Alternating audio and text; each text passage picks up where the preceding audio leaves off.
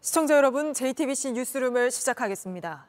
지난 대선에서 최대 이슈로 떠올랐던 대장동 개발 비리 의혹과 관련한 법원의 첫 판결이 나왔습니다.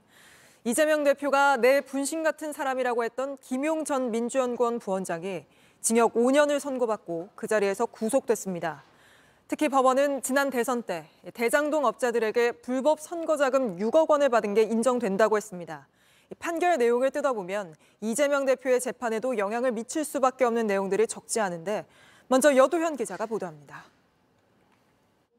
법원은 김용 전 민주연구원 부원장의 10억 원대 불법 자금 혐의 가운데 6억 7천만 원에 대해 유죄를 선고했습니다.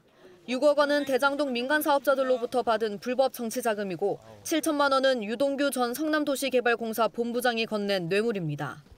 2021년 민주당 이재명 대표의 대선 경선 자금 명목으로 대장동 사업자들로부터 돈을 받았다는 검찰 수사 결과를 받아들인 겁니다.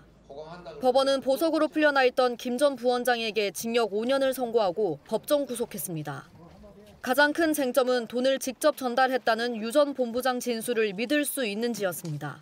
김 전 부원장 측은 검찰의 회유로 유 전 본부장이 진술을 바꿨고 일관되지도 않다고 주장했습니다. 하지만 법원은 상당 부분 믿을 수 있다고 판단했습니다. 추가로 구속될 수 있는 궁핍한 처지였다는 건 인정된다면서도 당시 상황 묘사가 구체적이고 뒷받침하는 관련자들의 진술과 객관적인 자료도 있다고 설명했습니다.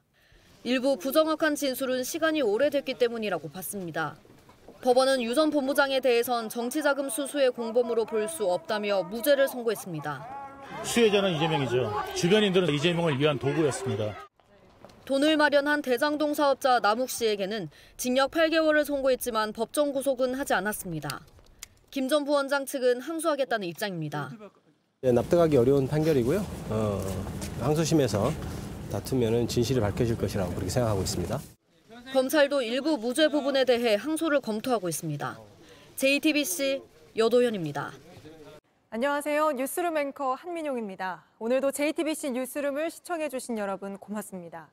오늘 저녁에도 뉴스의 현장에서 찾아뵙겠습니다.